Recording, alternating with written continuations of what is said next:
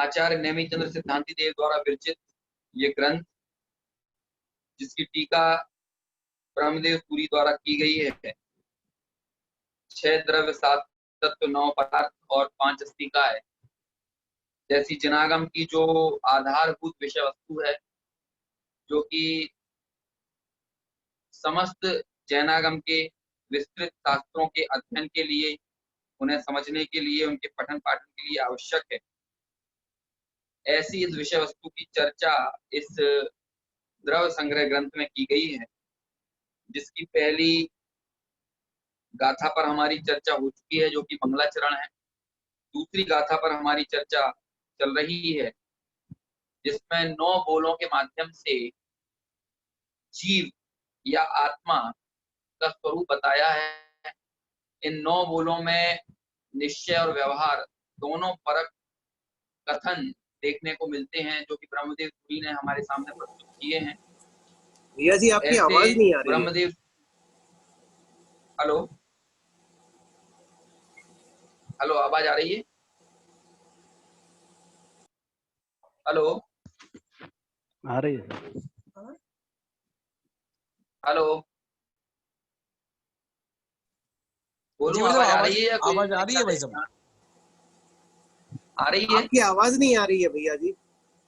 भाई साहब, शायद आप नेटवर्क में नहीं है, मेरे पास आवाज क्लियर आ रही है। नहीं, यहाँ से तो नेटवर्क दिखा रहा है। और मेरे यहाँ भी क्लियर आवाज आ रही है। हेलो, हाँ अब ठीक है। जिन तक आवाज नहीं पहुंच रही होगी, हो सकता है उनका मोबाइल नेटवर्क में नहीं होगा, इसलिए आवाज की दिक्कत आ रही होगी।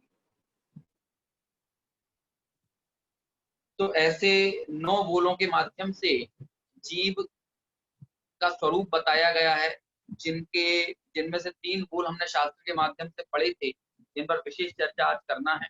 एक बार पुनः गाथा पढ़ते हैं, और गाथा पढ़ने के बाद ये चर्चा हमारी आगे बढ़ाएंगे। पढ़ता हूं मैं यहाँ से गाथा, आप दोहरा सकते हैं, आपकी स्क्रीन पर भी नजर आ रही है।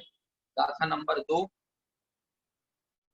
जीवो उभो गमो अमुत्रिकता सदेह परिमाणो होता संसारत्थो सिद्धो सो विस्तृतोट गई। पद्यानुवाद पढ़ते हैं। जीवमयी उपयोग अमूर्त करता देह मान है पूत भोक्ता संसारी अरसे गमन नव कथन प्रसिद्ध। 9 कथन जो जीव के संबंध में प्रसिद्ध हैं, उनकी यहाँ पर चर्चा की गई है। कौन कौन से 9 कथन है, वो एक बार पुनः गाथार्थ से याद कर लेते हैं। कि जो जीता है, जो उपयोगमय है, जो अमूर्तिक है, जो करता है, जो स्वदेह प्रमाण है, भोक्ता है, संसारस्थ है, सिद्ध है, और स्वभाव से ऊर्ध्वगमन स्वभाव वाला है। इस तरह से ये 6 बोल हैं, जिनकी यहाँ पर चर्चा की जानी है। पहला जीता है, जीवन या जीना। हम सब लोग किसे जीना या जीवन मानते हैं, जबकि यहाँ पर जीने की या जीवन की जो परिभाषा दी है, वो कुछ अलग प्रकार से दी है। हमने तो यही माना है कि भाई जब तक सांस चलेगी तब तक ये जीवन चलेगा, है ना। जब तक ये नब्ज चल रही है, हार्ट काम कर रहा है, किडनी काम कर रही है, लीवर काम कर रहा है, ब्रेन काम कर रहा है, जब तक ये सारी चीजें चल रही हैं, तब तक ये समझिए कि जीवन चल रहा है। लेकिन यदि जहां ये सारी चीजें बंद हो गई, तो समझिए कि फिर जीवन का भी कोई महत्व नहीं रह जाएगा, जीवन भी नहीं रह जाएगा। लेकिन यहाँ पर जीने का जो विधान बताया है, जीने की जो पद्धति दी है, वो 2 प्रकार से दी है। कि जिसे आप जीना मानते हैं उसे तो जीवन कहा ही है, लेकिन इसके अलावा भी कुछ जीने के कुछ और निश्चय परक परिभाषाएं, निश्चय परक बोल यहाँ पर हमारे सामने बताए हैं। कौन सी चीजें हैं जिन्हें यहाँ पर निश्चय परक बोलों के माध्यम से समझाया है? सामने स्क्रीन से शायद वो चली गई है, उस पर एक बार पुनः उसको लाने की कोशिश करता हूँ।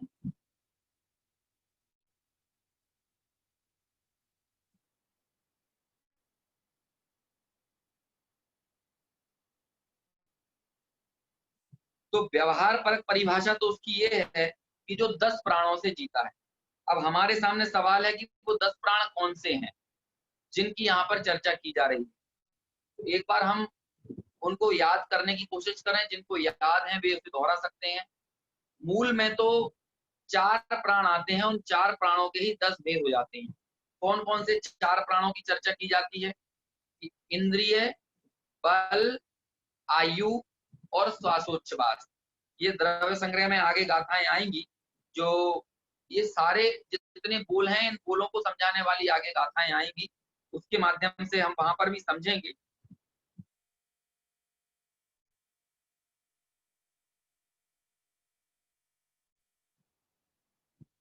स्क्रीन पर नहीं दिख रहा ना वो ग्रंथ, अभी आ रहा था अचानक से चला गया।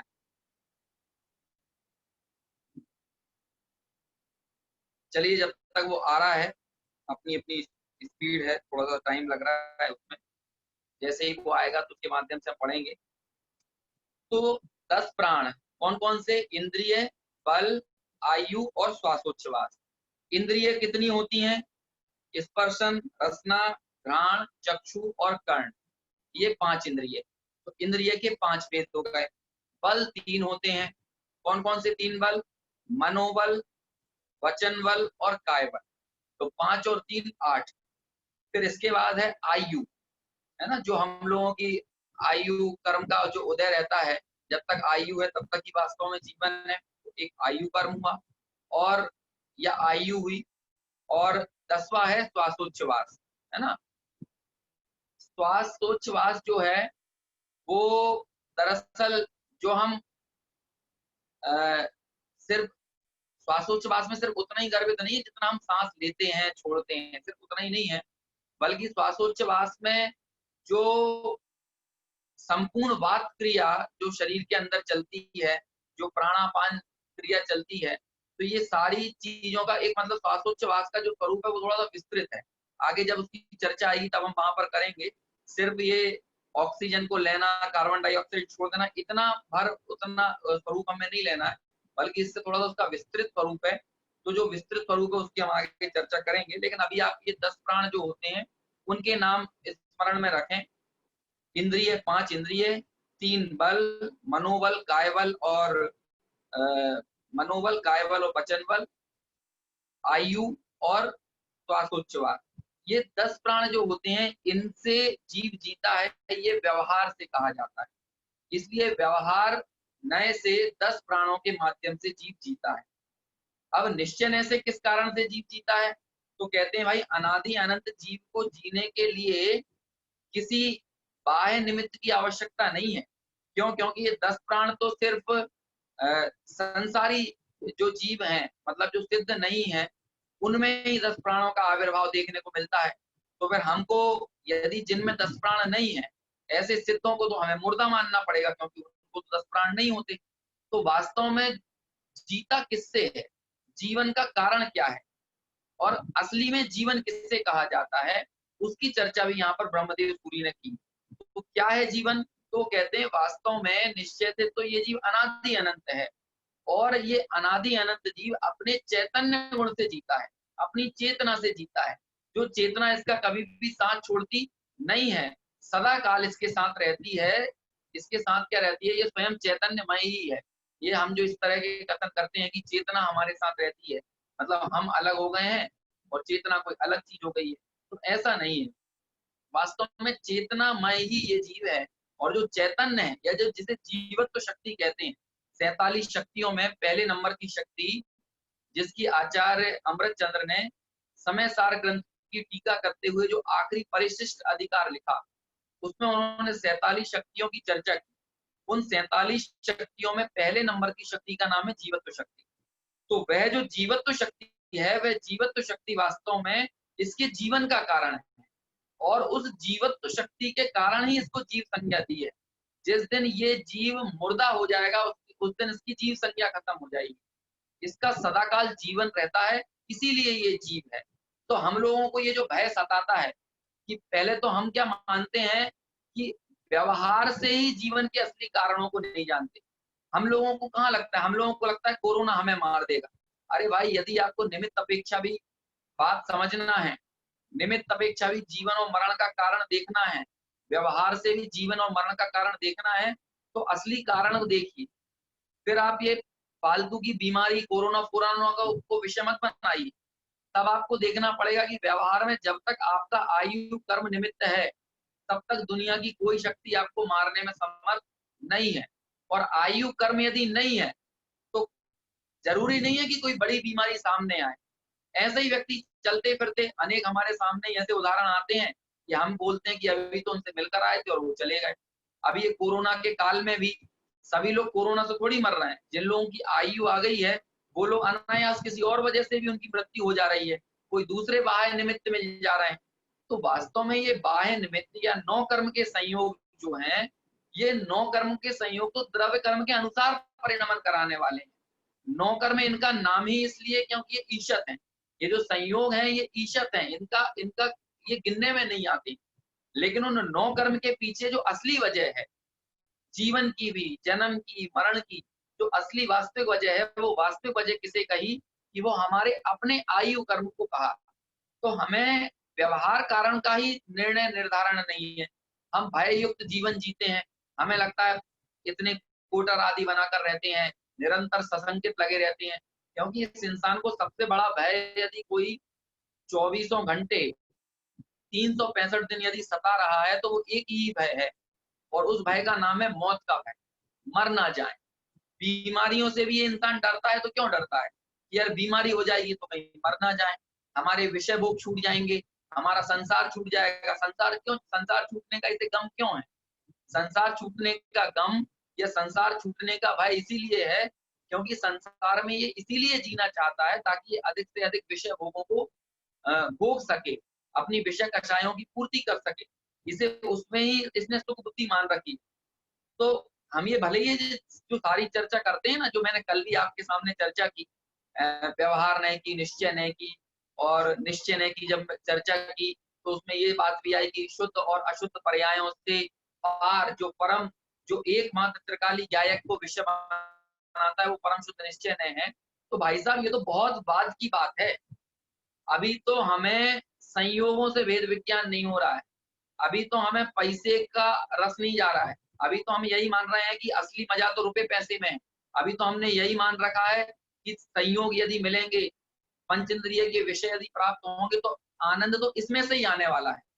तो अभी हमारा जो भेद विज्ञान करना है, या जो हमारी कुबुद्धि पड़ी हुई है, जो सुकुबुद्धि हमने मान रखी है, एकत्व बुद्धि पकड़ रखी है, वो तो हमें इन संसार, शरीर, संयोग, परिवार, मित्र आदि, इनमें से हमें पहले इष्ट बुद्धि छुड़ाना है। हम सब देखते हैं, हमारे जीवन में प्रत्यक्ष ये घटना घटती है कि हमारे परिजन हमारे स्वार्थ के लिए सगे देखे जाते हैं।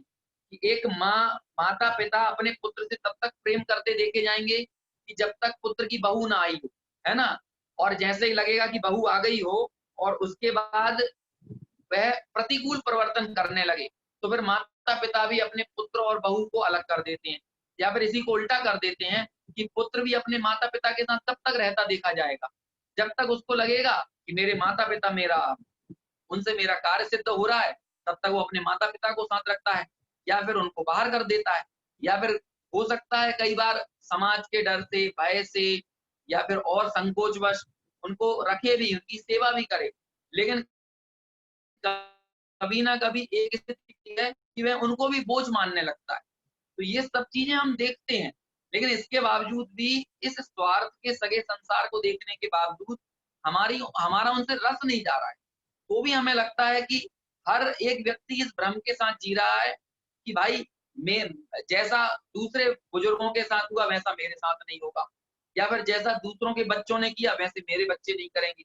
हर व्यक्ति का ये भ्रम जिंदा है, लेकिन वास्तव में हर इंसान अपने अपने स्वार्थ के लिए कार्य करता हुआ दिखा जा रहा है।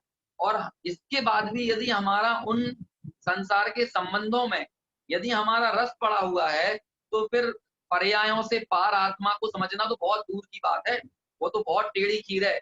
वहां तक जाने के लिए तो अभी भेद विज्ञान की कई सीढ़ियां हमको चढ़ना पड़ेगा, है ना।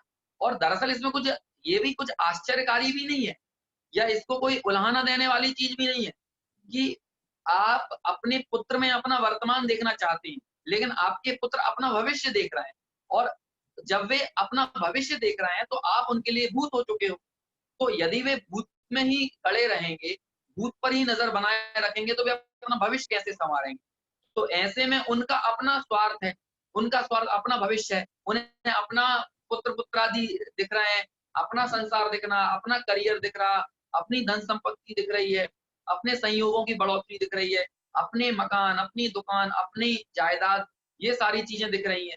तो जब वे ये सब चीजों को देखते हैं, तो जो भूतकाल है, उस भूतकाल को वो धीरे धीरे किनारे करते जाते हैं, और यदि वे किनारे ना करेंगे तो फिर उनका आगे बढ़ना मुश्किल हो जाएगा। तो आगे बढ़ना इन द सेंस कि संसार में जिसको आगे बढ़ना कहा जाता है, तो ये एक प्रक्रिया है, ये परिपाटी है। हमने भी ऐसा ही किया, मतलब जो जो बुजुर्ग लोग रहे हैं, उन्होंने अपनी पहले वाली पीढ़ी को दरकिनार किया, उन्हें साइड किया, बाद में आने वाली पीढ़ी जो है वो उनको साइड कर देगी, फिर और आने वाली पीढ़ी है वो इस पीढ़ी को साइड कर देगी। ऐसे ही संसार बढ़ेगा, ऐसे ही नवीन नवीन सृजन होते चले जाएंगे, और हर व्यक्ति का ये भ्रम पलेगा कि मेरी पत्नी मेरे साथ ऐसा नहीं करेगी, मेरे बच्चे ऐसा नहीं करेंगे, ये मेरे को सहारा देंगे, ये मेरे को समझाएंगे, ये मेरे को बाहरी सुख संयोग आदि जुटाएंगे।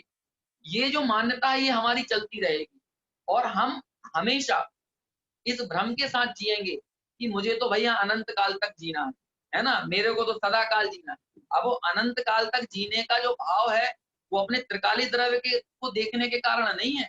हम हमारी इस पर्याय को अनंत काल तक बनाए रखना चाहते हैं। हम ये चाहते हैं इसी शरीर के साथ, इन्हीं संयोगों के साथ, ये जो मैंने धन संपत्ति जुटाई है, ये जो मैंने मकान बनाया है, ये जो मैंने दुकान बनाई है, ये जो मैंने स्त्री पुत्र मित्र कुटुंब है ना, नाते पोते, और ये इतना जो संसार खड़ा किया है, मैं इसी संसार के साथ जीऊं, मेरी कभी मृत्यु ना आए। तो भाई ये अब तो भेद विज्ञान का अवसर है। आपको ये कदम कदम पर लगने वाली ठोकरें, उन ठोकरों को उलाहना देने की जरूरत नहीं है। आप सड़क पर चल रहे हो और आपको एक पत्थर लग जाए किसी रास्ते पर चलते हुए, तो एक समझदार व्यक्ति कौन होगा? समझदार व्यक्ति वो होगा जो कि अपना रास्ता बदल ले, उस रास्ते से हट जाए जिस रास्ते पर उसे पत्थर नजर आ रहे थे। ये हमारी समझदारी है। ये हमने हमारा जो रुचि थी, जो हमारी तन्मयता थी, वो उस रास्ते से हटा ली। ऐसे ही जिन शरीर को, संयोगों को, परिवार को, मित्र को, कुटुंब को हम अपना मानकर अभी तक जीते चले आ रहे हैं, जब उनसे हमको ठोकरें मिलती हैं तो उनको उलाहना मत दीजिए, है ना। जैसे पत्थर को उलाहना देने से क्या फायदा, आप अपना रास्ता बदल लीजिए। जहां पर ठोकर लग रही है उन ठोकरों से हट जाइए। तो फिर वो कौन सा रास्ता है कि भाई संसार के मार्ग को तन्मयता के साथ हम जब चल रहे थे तो वहां हमें ठोकरें लग रही थी। जब हम मुक्ति के मार्ग पर आगे बढ़ेंगे तो हमें हमारे निज तत्व का भान करने का, या मोक्ष मार्ग का, परम सौख्य का जो असली सुख निधान, सुख का आलय जो मुक्ति श्री है ना, ये सब तो व्यवहार से या पर्याय से कहने वाली बातें हैं कि मोक्ष की प्राप्ति करेंगे। वास्तव में तो मैं अपने आप को क्यों जानूं, मैं आत्मा का श्रद्धान क्यों करूं? अरे भाई, आत्मा का श्रद्धान हमें इसलिए करना है क्योंकि वो मेरा स्वरूप है। मैं इन संसार शरीर भोगों रूप नहीं हूं। और आज के समय में तो हमें वेद विज्ञान के अनेक अवसर मिले। देखिए, यहाँ पर आपने एक चीज गौर की या नहीं की मैं नहीं जानता, लेकिन आप गौर कीजिए उस पर कि यहाँ पर 10 प्राणों में आपको ये नहीं लगेगा कि आपका ब्रेन आपका प्राण है, आपका लीवर आपका प्राण है, आपकी किडनी आपका प्राण है ना, आपके लंग्स आपके प्राण हैं। इनका जिक्र नहीं किया। क्यों नहीं किया? क्योंकि जब मूल में तो देखिए 5 इंद्रियों का संयोग, यदि कोई अंधा व्यक्ति है तो उसको 4 इंद्रिय जीव नहीं कहेंगे, वो भी पंच इंद्रिय जीव है। क्योंकि यहाँ पर इंद्रियों को सिर्फ द्रव्य इंद्रिय नहीं लेना, बल्कि भाव इंद्रिय से भी हमें उसे समझना है ना। तो इसलिए कोई बहरा है तो उस बहरे व्यक्ति को 4 इंद्रिय जीव नहीं कहते, वह भी पंचेंद्रिय कहलाता है। क्यों? क्योंकि एक एक इंद्रिय की पूर्णता पहले की इंद्रिय के पूर्ण होने के बाद मिलती है। जैसे कि पहले स्पर्शन इंद्रिय जीव को मिलेगी, जो कि सभी जीवों को मिलती ही है। एक इंद्रिय जीव जो होते हैं, निगोदिया होते हैं, उनकी भी स्पर्शन इंद्रिय होती ही है। तो जब स्पर्शन इंद्रिय मिलेगी जिसकी, उसके बाद रसना इंद्रिय होगी। यदि किसी के रसना इंद्रिय है तो ये बात 100% समझिए कि उसकी स्पर्शन इंद्रिय भी है। जिसकी घ्राण इंद्रिय है तो ये 100% समझिए जिसकी घ्राण है तो स्पर्शन रसना भी है ही है ना। जिसकी चक्षु इंद्रिय है उसकी स्पर्शन रसना घ्राण ये 3 इंद्रिय भी रहेंगी ही रहेंगी, है ना। तो इसी तरह क्रम है। तो जो मन जब मिलता है वो 5 इंद्रियों के बाद मिलता है ना। जब 5 आपके पुण्य का इतना संग्रह हो गया हो कि 5 इंद्रियां तो आपकी हैं ही, लेकिन साथ में आपको विचार करने की शक्ति भी मिले, अनिंद्रिय या जिसे मन कहते हैं वह आपको प्राप्त हो, तो जिसको मन प्राप्त है तो उसे 5 इंद्रियां हैं ही हैं। तो जो अंधा व्यक्ति है या जो काना व्यक्ति है या जो बहरा व्यक्ति है या जो बोल नहीं पा रहा है, तो जो बोल नहीं पा रहा तो इसका मतलब ये मत समझना कि उसका वचन बल नहीं, उसके वचन बल है, उसके तीनों बल हैं। संगी पंचेंद्रिय जीव 10 प्राणों से जीता है। उसके काय बल भी होता है, उसके वचन बल भी होता है ना। और एक और कौन सा बल, काय बल, वचन बल, उसका मनोबल भी होता है, और श्वासोच्छ्वास भी होता है, और आयु भी होता है। हाँ, एक इंद्रिय जीव जो है उसके 10 प्राण नहीं होते। एक इंद्रिय जीव के कितने प्राण होंगे? उसकी सिर्फ स्पर्शन इंद्रिय होगी, है ना। दूसरा एक इंद्रिय जीव का क्या होगा? काय बल होगा। तीसरा उसका श्वासोच्छ्वास होगा, और चौथा उसका आयु होगा, है ना। इतने 4 प्राण होंगे, मिनिमम 4 प्राण होते हैं। इसमें फिर एक इंद्रिय और लगा दें, रसना इंद्रिय, और एक बल और जोड़ दें, तो कितने 2 इंद्रिय जीव के कितने हो जाएंगे? 2 इंद्रिय जीव के 2 बल, 2 बल, 2 इंद्रिय और आयु और श्वासोच्छ्वास, इस तरह 6 प्राण हो जाएंगे। फिर इसी तरह क्रम क्रम से इंद्रियां आगे बढ़ती जाती हैं और प्राण बढ़ते जाते हैं, है ना। तो जो संगी पंचेंद्रिय जीव होता है उसका मनोबल भी होता है, 5 इंद्रियां भी होती हैं, आयु होता है, श्वासोच्छ्वास भी होता है। इस तरह वह 10 प्राणों से जीता है। हम सब लोग वो लकी जीव हैं, वो खुशकिस्मत लोग हैं जिन्हें 10 प्राण प्राप्त हुए हैं। नहीं तो इस संसार में अनेकों अनंत जीव ऐसे हैं जिन्हें 10 प्राण प्राप्त नहीं होते, जिन्हें पूरी पर्याप्तियां नहीं मिलती हैं। तो हमें 10 प्राण मिले हैं तो किस लिए मिले हैं? भोगों के लिए मिले हैं। स्पर्शन इंद्रिय मिली है तो किस लिए मिली है? स्पर्शन इंद्रिय के सुखों को जुटाने के लिए, ठंडी ठंडी हवाओं में रहने के लिए, है ना। और दूसरे जो स्पर्शन इंद्रिय के भोग होते हैं उनको भोगने के लिए। रसना इंद्रिय किस लिए मिली है? कि 56 प्रकार का भोज बनाकर खाने के लिए, है ना। इसलिए सारी चीजें मिली है। नहीं भाई साहब, ये सार्थक नहीं है। ये जिन चीजों को हम करते हुए अपने आप को धन्य मान रहे हैं कि मैं बड़ा सौभाग्यशाली हूँ, भैया जवान मिली है तो कुछ खाने के लिए तो होना ही चाहिए, है ना। कान मिले हैं तो कुछ सुनने के लिए संगीत संगीत होना ही चाहिए, इसलिए नहीं मिले हैं। ये 5 इंद्रियां हमें मिली हैं तो पहले तो इनसे भेद विज्ञान करने के लिए मिली। लेकिन वो भेद विज्ञान का मार्ग कैसे प्रशस्त होता है कि यदि कान मिले हैं तो इनका सदुपयोग कीजिए, और इनका सदुपयोग किसमें है? कि जिन वचनों को सुनने में इनका सदुपयोग है। यदि नेत्र चक्षु मिले हैं, नेत्र इंद्रिय मिली है, तो इसका सदुपयोग क्या है?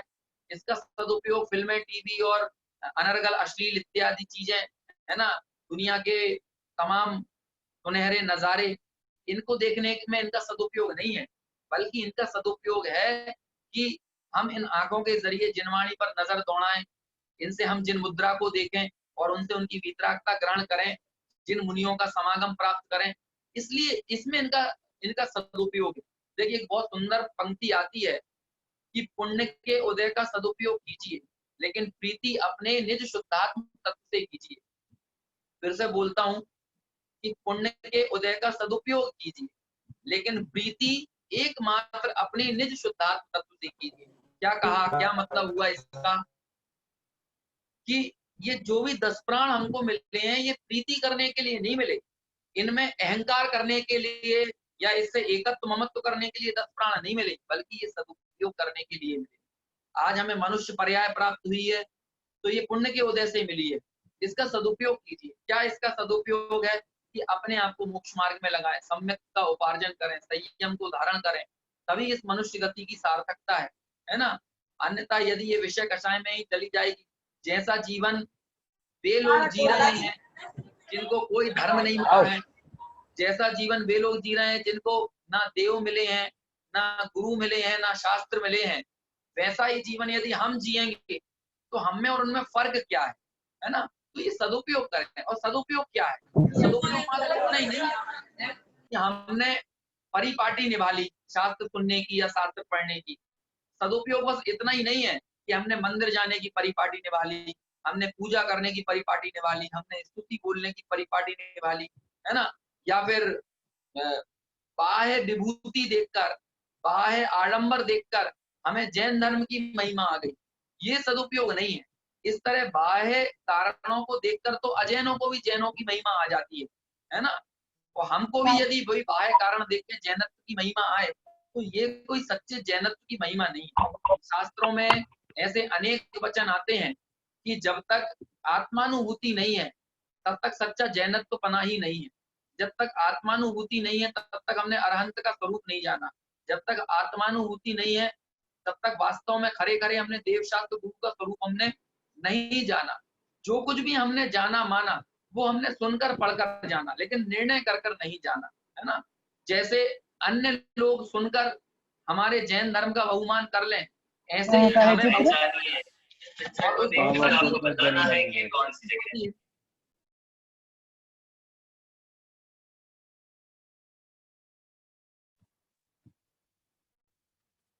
तो जैन बाह्य बहुमान की, बाह्य कारणों से बाह्य बहुमान की वजह तो ये भी होती है कि जैसे कि अजैन लोग कहते हैं कि भाई साधु तो किसी के होते हैं तो वो जैनों के होते हैं, तो उन्हें हमारे साधुओं की महिमा क्यों आ रही है?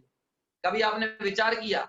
उन्हें साधुओं की महिमा इसलिए आ रही है क्योंकि वे देखते हैं कि सर्दी में चल रहे हैं, गर्मी में निर्वस्त्र निर्ग्रंथ अवस्था में रह रहे हैं, है ना, और एक टाइम भोजन कर रहे हैं, खड़े खड़े आहार कर रहे हैं इत्यादि बाह्य तब को देखकर उनको महिमा आ जाती है, लेकिन वे उनकी अंतरंग परिणति से परिचित नहीं है।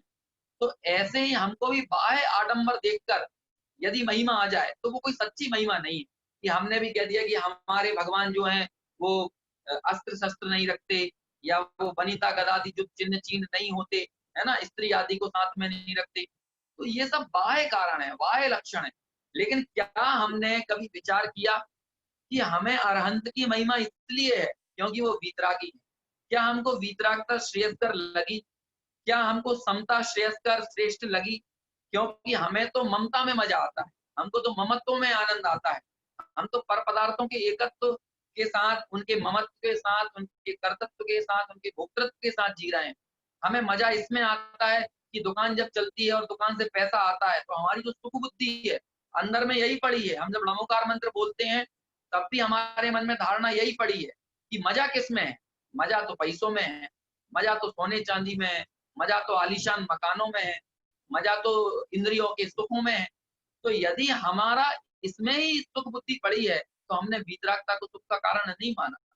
और जब तक आपने वीतरागता को सुख का कारण नहीं माना तो हमने अरहंत के गुणों का बहुमान कहाँ किया? उनकी बाह्य विभूति से उनका बहुमान करना थोड़ी कहा जाएगा। समंत भद्राचार्य ने एक देवागम स्तोत्र लिखा। उस देवागम स्तोत्र में जिसे आप्त मीमांसा भी कहा जाता है, उसमें इसी तरह से जिनेंद्र भगवान का स्तवन किया। इस तरह से स्तवन किया कि बारंबार विचार किया, हे भगवान आप इसलिए महान नहीं हो कि आपका छत्र चमर भामंडल आदि है, कि आप देवों द्वारा पूजे जाते हो, सिर्फ आप इसलिए महान नहीं हो। ये उनका महानता का कारण नहीं माना। उन्होंने कहा कि इस तरह की बाह्य विभूतियां तो रागी देवों में, रागी इंद्र आदि में भी देखी जा सकती है, तो आपकी महानता का कारण क्या है? तब वहां पर कहा कि भाई आपकी महानता का कारण तो आपकी समता है, आपकी वितरागता है, कि आपकी सर्वज्ञता है। और कैसी सर्वज्ञता? कि आप सब पदार्थों को जानने के बावजूद भी आप प्रभावित रहते हो। सकल गे ज्ञायक तदपि निजानंद रसलीन, सो जिनेंद्र जयवंत नित अरिरज रहस्यलीन। आप सब कुछ को जानते हो, आपके सामने पूरी लोकालोक की टीवी चल रही है, इसलिए आप महान हो, ऐसा वो नहीं माना, बल्कि पूरा लोकालोक झलकने में आने के बावजूद भी आप अपनी आत्मा के आनंद में रसलीन हो। और कैसे रसलीन हो? ऐसे रसलीन हो कि अनंत काल पर्यंत उस आत्मा का सुखामृत पीते हुए आप कभी बोर नहीं होगे, आप कभी अघाओगे नहीं। तो सोचिए, जिसमें अघाया ना जाए, जिसमें हम कभी बोर ना हो, ऐसा वह आत्म तत्व का निरपेक्ष स्वाश्रित आनंद आखिर होगा कैसे? क्या हमने इस बात का निर्णय किया? क्या हमने कभी इस तरफ विचार करने की, इस तरफ हमारे चिंतन के घोड़ों को दौड़ाने की कोशिश की? क्या वीतरागता वास्तव में होती क्या है? कि समता वास्तव में होती क्या है? क्या हमें यही लगता है कि भाई मजा किसमें है? कि बाहर तपती जलती गर्मी में आप जाएंगे तो दुख है, और घर के अंदर आप एसी की हवा लेंगे तो सुख है ना। तो हमने सुख कहाँ पर माना?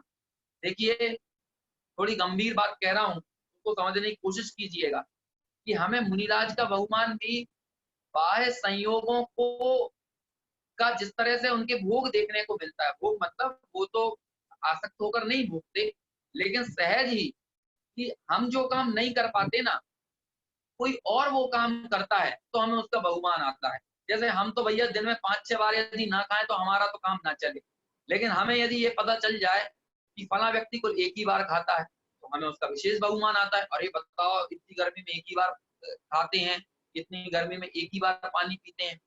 तो हमको दरअसल जैसे कि सड़क पर आप सब लोग पैरों के बल चलते हैं, तो आपकी नजर उस पर, आप किसी पर नहीं जाती, सब लोग पैरों के बल चलते हैं। लेकिन कोई व्यक्ति उल्टा होकर हाथों के बल यदि चल रहा हो, तो जितने लोग सड़क पर चल रहे हो वो कहाँ किसकी तरफ देखने लगेंगे? जो हाथों के बल उल्टा होकर चल रहा है, जिसके पैर ऊपर हैं और हाथ नीचे हैं। क्यों? क्योंकि जैसे सब चल रहे हैं वैसे चलने में कोई आश्चर्य नहीं है, लेकिन जो ऐसे सब नहीं चल रहे हैं, कोई वैसा चलता दिख जाए तो हमें बहुत आनंद आता है। ऐसे ही आत्मा को समझे बगैर त्याग करना, वो दरअसल भोगों का ही ऊर्ध्वासन है ना। उसमें भी एक अलग प्रकार का रस आता है।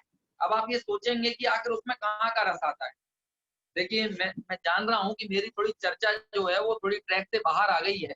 ये जो जीता है विशेषण की चर्चा करते हुए मैं इस ट्रैक के बाहर आ गया हूँ, लेकिन हमें ये समझना पड़ेगा कि जीवन क्या है, आत्मा क्या है, आत्मा का चैतन्य गुण क्या है, जिस चैतन्य गुण के कारण ये जीव जीता है। अन्य बाह्य विभूतियां संयोगों में यदि आपका सुख है, आपको सुख झर रहा है, बाहर से यदि सुख आ रहा है, तो आप चैतन्य के निरपेक्ष स्वाश्रित स्वाधीन सुख के आनंद को जानने समझने, उसको अंगीकार करने के लिए कभी लालायित ही नहीं होंगे। उसको अपना मानने, उसका निर्णय करने के लिए आप उद्धत ही नहीं होंगे।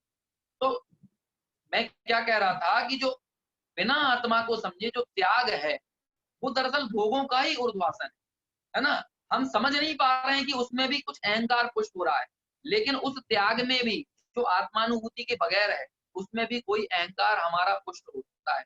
देखिए, मैं आपको एक उदाहरण देता हूँ। मेरा एक दोस्त है, वो बहुत बड़ा किस्सा गो है, किस्सा गो दास्तान गोई। ये भी एक विधा होती है, जैसे कि लोक नाट्य लोक नृत्य ये सब चीजें होते हैं ना, ऐसे किस्से सुनाना, कहानियां सुनाना, ये भी एक कला की विधा मानी जाती है।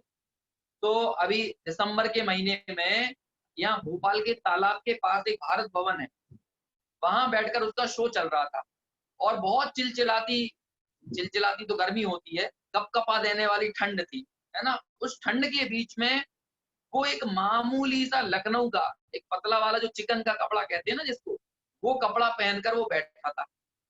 दूसरे लोग 3-3 स्वेटर पहनकर बैठे हुए, है ना, जैकेट पहनकर बैठे, मोटा गरम गरम कपड़े पहनकर बैठे। तो सबको बड़ा आश्चर्य होता कि बताओ, ये इतने पतले कपड़े में लगातार 2-2.5 घंटे तक, वो भी तालाब के किनारे। जैसे मुनिराज शीत ऋतु में तालाब के किनारे तपस्चरण करते हैं ना, हम भजन में बोलते हैं, ग्रीष्म ऋतु शिखर के ऊपर, शीत ऋतु दरिया के किनारे, है ना। तो ऐसे ही वो तालाब के किनारे, सर्दी का आलम और तेज, लेकिन वहां भी वो ऐसे बैठा हुआ है। अगले दिन इत्तेफाक से मुझे उसका इंटरव्यू लेना था दूरदर्शन में। तो जब मैंने उससे यही बात पूछी कि भाई, जब सब लोग इतनी कपकपा देने वाली, हाड़ कपा देने वाली ठंड में लोग 3-3 कपड़े पहनकर बैठे, है ना, मोटे मोटे गरम ऊनी कपड़े पहनकर बैठे, साल ओढ़कर बैठे, मफलर लगा के बैठे, लेकिन तुम मामूली से कुर्ते में, एक पतले से पजामे में, सर पर भी कुछ नहीं बांधे, कैसे 2-2.5 घंटे तक बिना आवाज लड़खड़ाए आखिर तुमने अपना किस्से सुनाए, अपनी दास्तान सुनाई। तो वो उसने जो बात बोली, तब मुझे उसको इधर इंटरलिंक करने का विचार ख्याल में आया कि उसने बोला कि भाई, मुझे जो गर्मी मिल रही थी, जो मुझे उष्णता मिल रही थी, उस उष्णता से को आप लोग नहीं देख सकते। तो मैंने पूछा, ऐसी कौन सी उष्णता थी? कि लोगों की जो तालियां बज रही थी, लोगों की जो वाहवाही हो रही थी, उस वाहवाही में, उन तालियों में मेरे को ठंड का कोई नामो निशान पता नहीं था, और मैं तो अपनी दास्तान सुनाने में ही मस्त था। तो भाई, हम समझ रहे हैं कि सामने वाला तो कुछ कपड़े नहीं पहना, सर्दी में है, लेकिन उस सर्दी को झेलने के बीच में भी उसे रस कहाँ से आ रहा है, उस रस को हम नहीं समझ पाए। तो कहाँ से आया कि उसमें भी उसका अहंकार पुष्ट हो रहा है। ऐसे ही आप त्यागी बन जाएं, देखिए हमें कितना मजा आता है। हमने 3 दिन का यदि उपास किया हो या 10 लक्षण धर्म में 10 दिनों का एकासन किया हो और 11वें दिन हमें ये बताने का अवसर मिल जाए कि हमने 10 दिन तक एकासन किया और 4-6 लोग हमारी तारीफ कर दें, तो ऐसा लगेगा 10 दिन एक टाइम भूखा रहना हमारा सार्थक हो गया। और किसी ने बात ही नहीं की। मान के चलो हम 10 दिनों बाद, वो आजकल होता है ना उपवास करने वाले, एकासन करने वालों का सम्मान किया जाता है 10 लक्षण के बाद। तो उसमें हमने पता चला कि 10 दिन उपास किया और हम भी मंदिर में बैठे जहां पर उन सभी लोगों का सम्मान किया जा रहा है। अब वहां पर 2 एकासन करने वाले, 4 एकासन करने वाले, 6 एकासन करने वालों का सम्मान हुआ, उनको शील्ड दी गई, उनको मालाएं पहनाई गई, उनको प्रमाण पत्र दिया गया और हमने 10 उपवास किए थे और हमको किसी ने नहीं पूछा। तो बताओ हमें कैसा लगेगा? हमारे मन में विचार आएगा कि नहीं, लो ये 2-2 एकासन करने वालों को तो अवार्ड मिल रहे हैं, ये 4-4 एकासन करने वालों, इनने एक टाइम खाया तो सही। और वो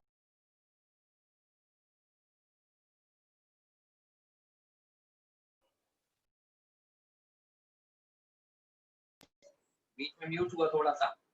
हमें ऐसा लगेगा कि हमारा उपवास करना निरर्थक चला गया। क्यों? क्योंकि हमारे अहंकार की पुष्टि नहीं हुई।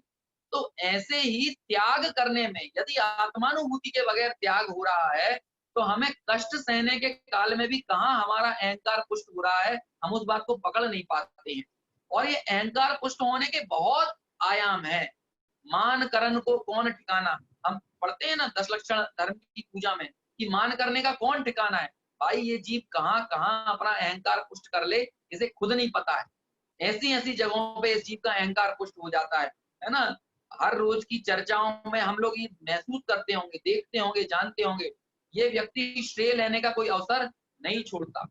ऐसे ही गर्मियों में, सर्दियों में उस कष्ट को सहने के काल में भी मैं तप करता हूँ, मैं स्वर्ग का मार्ग, मोक्ष का मार्ग प्रशस्त कर रहा हूँ, मैं कुछ अच्छा कर रहा हूँ। इस तरह का जो भाव होता है, वास्तव में वो बाह्य तप शरीर के आश्रय से पलता है, लेकिन उस शरीर के आश्रय से पलने वाले तप में इस जीव को ऐसा लगता है कि मैं ये करने वाला हूँ। इस भावना में इस जीव का कहाँ अहंकार पुष्ट होता है, वह बात हमारी समझ में नहीं आती। लेकिन ऐसे ही अनेकों प्रकार से ये जीव अहंकार पुष्ट करते हुए 28 मूल गुणों का निरतिचार पालन करने वाला भी हुआ, 11 अंग 9 पूर्व का पाठी भी हुआ, लेकिन इसके बावजूद भी इसने अपने प्रयोजनभूत तत्व को नहीं समझा। इसने ये बात नहीं जाना कि मेरा जीवन किससे है, मैं किससे जीता हूँ, मेरे जीवन का कारण तो वास्तव में मेरा अपना चैतन्य स्वभाव है, अनादि अनंत स्वभाव है। वही बात यहाँ पर लिखी ना, देखिए जीवो, जीवो ये विशेषण दिया है ना, आपकी स्क्रीन पर दिख रहा होगा। यह जीव यद्यपि शुद्ध निश्चय नय से आदि मध्य अंत रहित स्वपर प्रकाशक अविनाशी निरूपाधि शुद्ध चैतन्य जिसका लक्षण है, ये चैतन्य के विशेषण दिए। चैतन्य अनादि अनंत है, चैतन्य आदि मध्य और अंत रहित है। अरे जिसका आदि ना हो, मध्य ना हो, अंत ना हो, क्या उसका कभी ऐसा हो सकता है कि वो पर्टिकुलर टाइम पर जीता हो और पर्टिकुलर टाइम पर मर जाता हो? ये जीवन और मरण ये तो पर्याय क्या स्वभाव है ना, ये आना और जाना ये तो पर्याय का स्वभाव है। लेकिन उस त्रिकाली निरूपाधि चैतन्य का थोड़ी ये आना जाना और मर जाना इस तरह का स्वभाव है। वह तो सदाकाल जीने वाला है और वह किससे जीता है कि वह अपने चैतन्य गुण से, चैतन्य स्वभाव से वह जीने वाला तत्व है। तो इस चैतन्य तत्व का उसको निर्णय नहीं है, ये जीवन नहीं लगता। देखिए सबको लग रहा है, अभी देखिए इंश्योरेंस कंपनियों ने एक नया प्लान लॉन्च किया लोगों के लिए, है ना, हेल्थ इंश्योरेंस कंपनियों ने, कि कोरोना में आपको कवर किया जाने लगा। क्योंकि पहले के जो इंश्योरेंस हुआ करते थे तो कोरोना कवर नहीं थे, और अभी ऐसी रिपोर्ट आई कि जो कोरोना का कवर जिसमें मिला प्लान में, तो लोगों ने पहले से इंश्योरेंस थे उन्होंने फिर इंश्योरेंस दिया। क्यों? क्योंकि सबको ये खटका लगा हुआ है, कहीं मर गए तो, कहीं मर गए तो क्या होगा। मतलब क्या विचार करें भाई, उम्र के 60, 70, 80 बसंत भी बीत जाने के बाद हमें यही धारणा, यही भ्रम बना रहता है कि अभी हमें मानो और 80, 90 वर्ष और जीना है ना। जबकि यहाँ पर हमने आज जितनी उम्र पूरी कर ली है, अनेकों मनुष्य ऐसे हैं जो इस उम्र तक भी नहीं पहुंच पाते, जो 25 वर्ष की आयु पूरी नहीं कर पाते, जो 10 वर्ष की आयु पूरी नहीं कर पाते, 8 वर्ष की आयु पूरी नहीं होती। अनेकों जीव ऐसे हैं। भारत जैसे देश में तो आपने पढ़ा ही होगा, सुना होगा कि प्रत्येक 1000 जो जन्मने वाले बच्चे होते हैं, उनमें से 61 प्रति 1000 में से 61, 62 बच्चे के आसपास तो जन्म पे ही मर जाते हैं, और लगभग 100-110 बच्चे ऐसे हैं जो 5 वर्ष की आयु पूरी करने से पहले मर जाती हैं। ये 1000 पैदा हुए बच्चों पर ऐसे आंकड़े आया करते हैं। तो आप सोचिए, हर साल मान के चलो 1 लाख बच्चे हो रहे हैं, तो कितने बच्चे ऐसे होते होंगे जो कि 5 वर्ष की आयु पूरी नहीं कर पाते, जो 8 वर्ष की आयु पूरी नहीं कर पाते, जो 25 वर्ष की आयु पूरी नहीं कर पाते। एक साथ देखते हैं कि ट्रेन का एक्सीडेंट हुआ, 40-50 लोग साफ हो गए। एक साथ देखा कि बस खाई में गिर गई, 30-40 लोग मर गए, है ना। और अभी तो समझो मौत का तांडव चल रहा है, एक पर्टिकुलर रोग के कारण। दूसरी बीमारियों के कारण, दूसरी जो मौत की वजह है, उससे तो लोग मर ही रहे हैं, लेकिन एक पर्टिकुलर बीमारी ने, एक वायरस ने मौत का ऐसा खेल रचा कि लाखों लोग, है ना, कितना 2.5-3-4 लाख कितना आंकड़ा हो गया अभी तक, उतने लोग अकेले इसमें हमारे सामने चले गए। लेकिन जैसा स्टोप देश में आचार्य पूज्यपाद ने कहा है ना कि भाई अपने सामने जैसे जंगल में आग लगी हो और उस जंगल के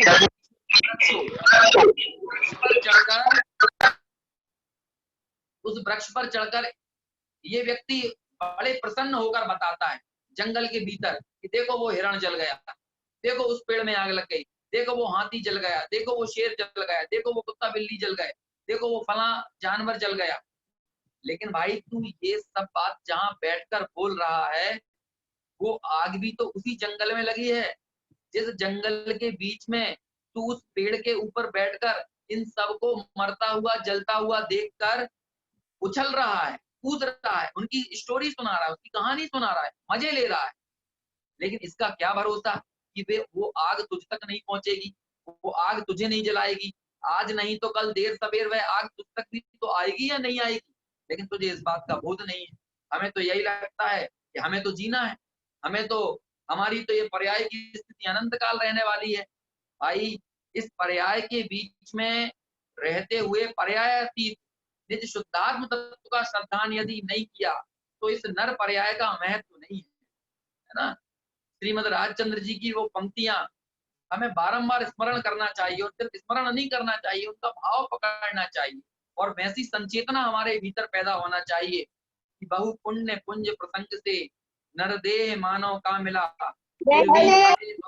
का फेराना एक कवि करा। नरदेह मिली, मानव का तन मिला, लेकिन फिर भी हमारा यदि भाव चक्र का फेरा नहीं कटा तो फिर ऐसी नरदेह का हमने क्या सार्थक स्तुति किया। संसार का बड़ ना अरे नरदेह की ये हार है, नहीं एक पल इसका तुझे किंचित विवेक विचार है। यदि संसार बढ़ रहा है, मानव पर्याय नर पर्याय मिलने के बावजूद भी, लेकिन फिर भी हमारा संसार कम नहीं हो रहा, जन्म मरण का किनारा हमको नहीं मिल रहा, जन्म मरण के जो दुख हैं उस पारावार में हम लगातार हिलोरे खाए जा रहे हैं। तो समझिए कि ऐसी मानव तन की को भी हमने सार्थक नहीं किया है। तो ये अनेक प्रकार से धैर्य पूर्वक विचार करने का ये अवसर है। मैंने यहाँ पर पढ़ लिया, आपने सुन लिया, हमने एक परिपाटी को निभा लिया, ठीक है, इस परिपाटी का अपनी उपयोगिता है, लेकिन ये सार्थक कब होगी, ये चर्चा की सार्थकता कब है कि जब हमारा संसार शरीर और विषयों से हमारी जो क्या पकड़ है, वो पकड़ तो ढीली पड़ना चाहिए। वो पकड़ भी तो जस की तस बनी हुई है। जिनवाणी पढ़ते हुए भी, जिनवाणी सुनते हुए भी हमें तो भय सता रहा है। अरे किस चीज का भय, जरा इसका विचार तो करें। अरे एक आत्मानुभूति में सारा व्यवहार धर्म पलता है। जिसे आत्मानुभूति है उसे देव गुरु शास्त्र का श्रद्धान है, जिसे आत्मानुभूति है उसको ही पंच परमेष्ठी का श्रद्धान है, जिसे आत्मानुभूति है उसको ही सम्यक दर्शन के 8 अंग हैं, वही 25 दोषों से रहित है। इन सब चीजों को अलग अलग पालन नहीं किया जाता या अलग अलग नहीं हटाया जाता। आत्मानुभूति में ये सारी चीजें गर्भित होती हैं।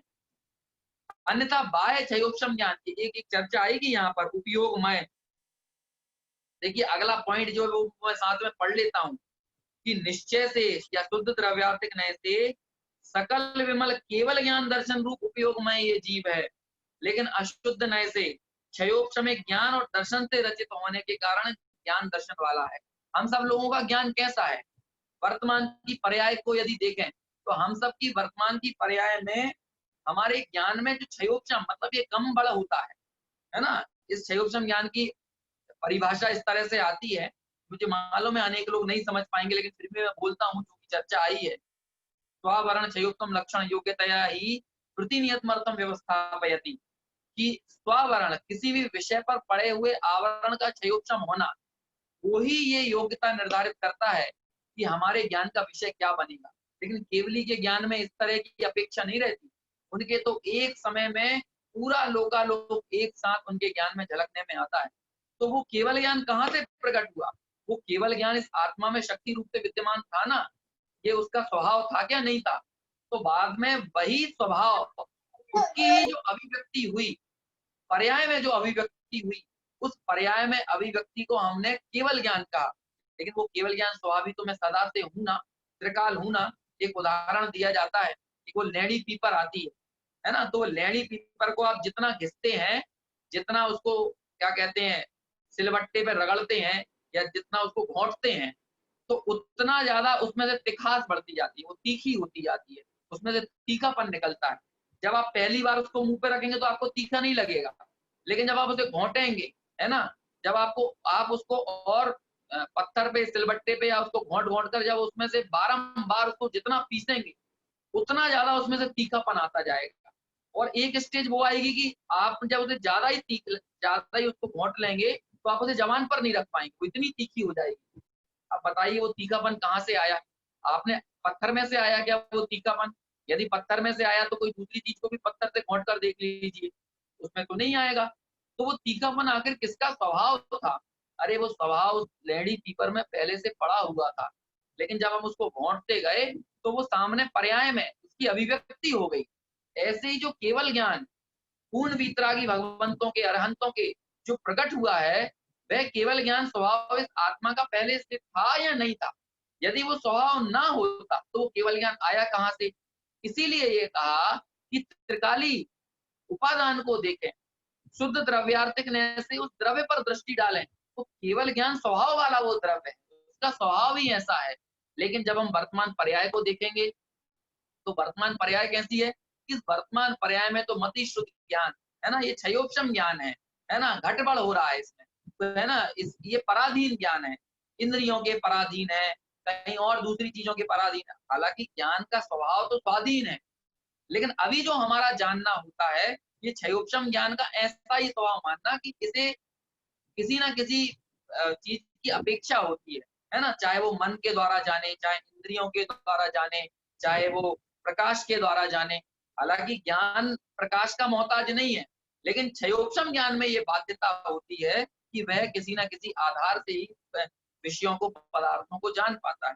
तो ये पराधीनता क्षयोपशम ज्ञान की है। तो उसे यहाँ पर कहा कि अशुद्ध नय से, है ना, या वर्तमान पर्यायार्थिक नय से या अशुद्ध द्रव्यार्थिक नय से यदि कहा जाए तो क्षयोपशम में ज्ञान और दर्शन से रचित होने वाला ये उपयोगमय है। उपयोग तो ज्ञान दर्शन है, तो ज्ञान दर्शन तो केवलियों के भी है और छद्मस्त के भी है। छद्मस्त मतलब हम सबके भी है ना।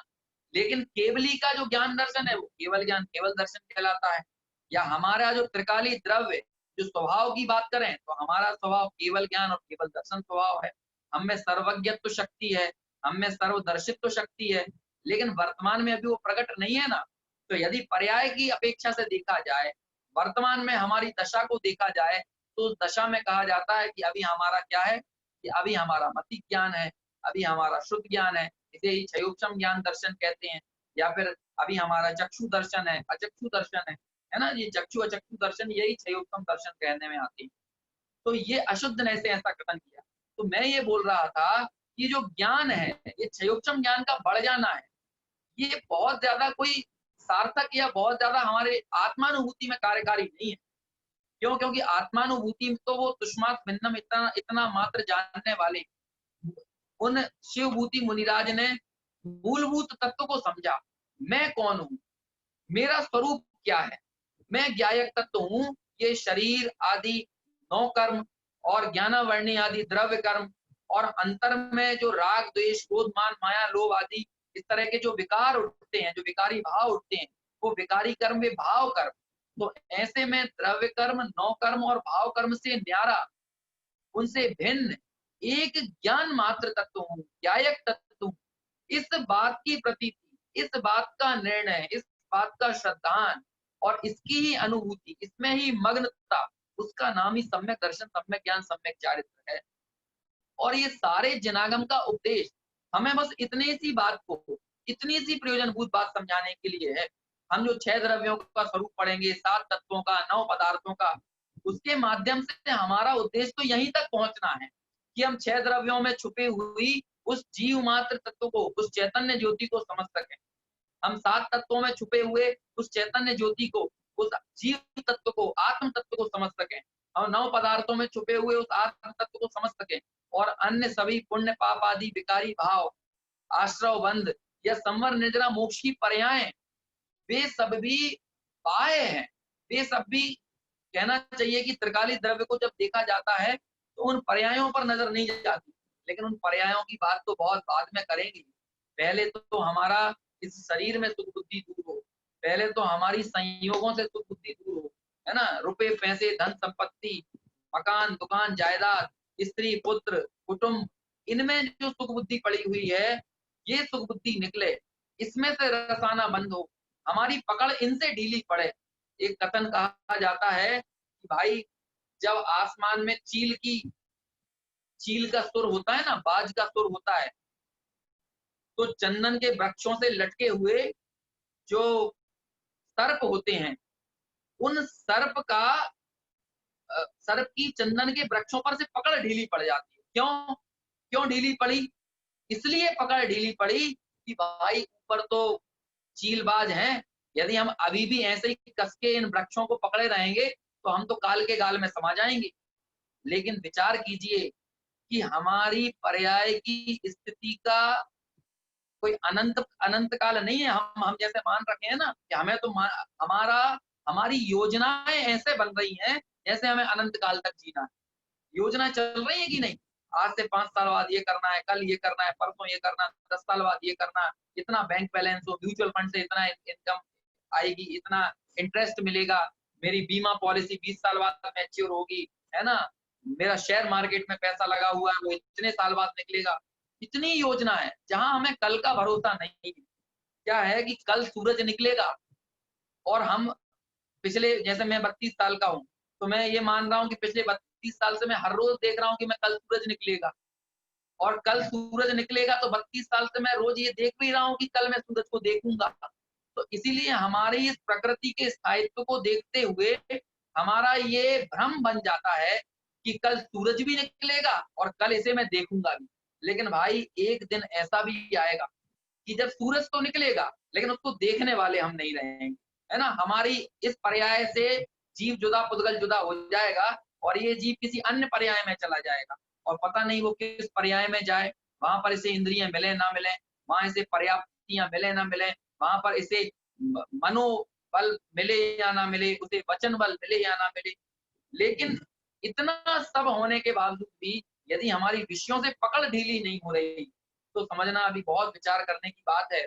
पर्यायों से पार भगवान आत्मा तो बहुत बाद में देखा जाएगा, लेकिन पहले तो हम इन संयोगों से पार, संयोगों के बीच में अपने असंयोगी की साधना कर लें, जो किसी संयोगों का मोहताज नहीं है, तब वास्तव में हमारे जीवन की सार्थकता कहने में आएगी।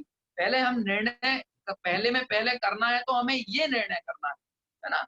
और यदि यही निर्णय नहीं है, वास्तव में जीवन किसके कारण है, वास्तव में चेतना किसके कारण है, और हम अंधाधुंध योजनाएं बनाते चले जा रहे हैं, असत कल्पनाओं में अपना जीवन बर्बाद किए जा रहे हैं, तो समझिए कि जिनवाणी कान में तो पड़ रही है, लेकिन वो हृदय में जिस तरह से उतरना चाहिए वैसे नहीं उतर पा रही है। क्योंकि जिनवाणी हमारे हृदय में उतरी, इसे नापने का बस एक ही पैमाना है कि हमें समता कितनी बढ़ी, हमारी पर द्रव्यों में ममता कितनी कम हुई, साम्य भाव का बढ़ना और ममत्व का घटना, यही जिनवाणी के हृदयंगत होने का एकमात्र कहना चाहिए कि प्रूफ है।